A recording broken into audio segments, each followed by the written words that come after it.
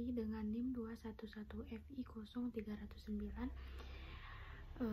kelas FA1 D4 Anestesiologi.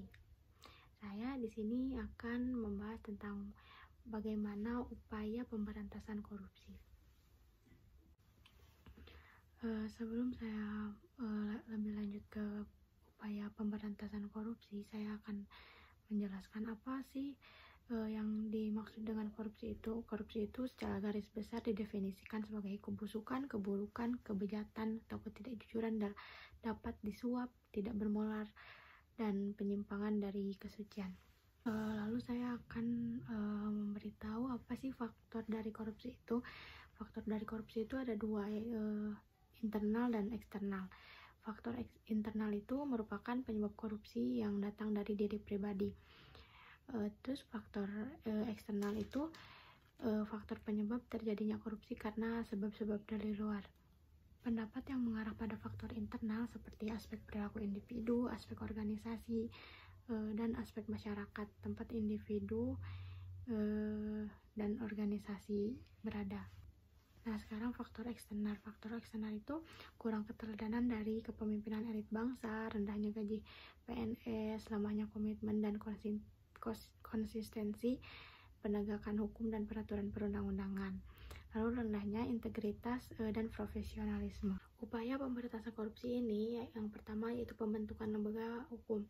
Nah, di Indonesia sudah ada KPK sejak tahun 2003, sebuah lembaga anti korupsi yang kuat dan kokoh.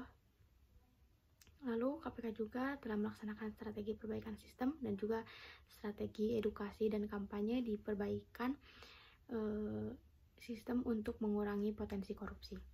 Yang kedua yaitu pencegahan korupsi di sekitar publik. Salah satu cara untuk mencegah korupsi adalah dengan mewajibkan semua pejabat publik untuk mengumumkan dan melaporkan kekayaan baik sebelum menjabat, terutama sesudah menjabat, agar publik mengetahui kemajuan peningkatan jumlah kekayaan terutama setelah menjabat. Yang ketiga yaitu pencegahan sosial dan pemberdayaan masyarakat.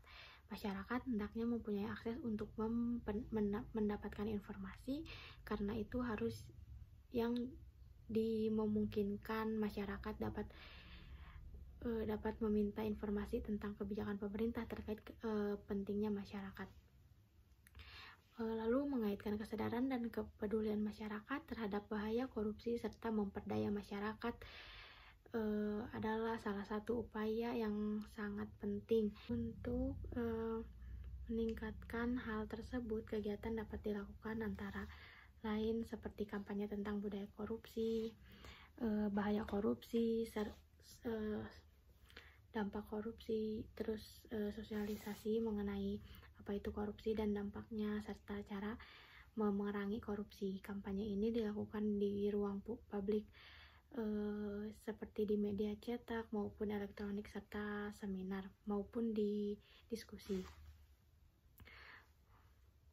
Kebebasan media cetak baik maupun elektronik dalam menginformasikan bahaya korupsi adalah paling penting dalam pencegahan korupsi. Selain berfungsi sebagai media kampanye, media juga efektif untuk melakukan pengawasan terhadap perilaku pejabat publik. Lalu memperdaya lembaga swadaya masyarakat atau LSM yang berfungsi melakukan pengawasan terhadap perilaku pejabat pemerintah maupun parlemen juga merupakan hal yang sangat penting dalam mencegah terjadinya korupsi. Yang keempat yaitu pembuatan instrumen hukum. Instrumen hukum ini adalah dalam bentuk undang-undang pemberantasan tindak pidana korupsi yang telah ada juga telah didukung dengan instrumen hukum lainnya. Contohnya Undang-Undang Tindak Pidana Money Laundering, lalu Undang-Undang Perlindungan Saksi dan Hormon. Yang kelima ini yang terakhir, monitoring dan evaluasi. Monitoring dan evaluasi ini terhadap seluruh kegiatan pemberantasan korupsi untuk menilai capaian kegiatan.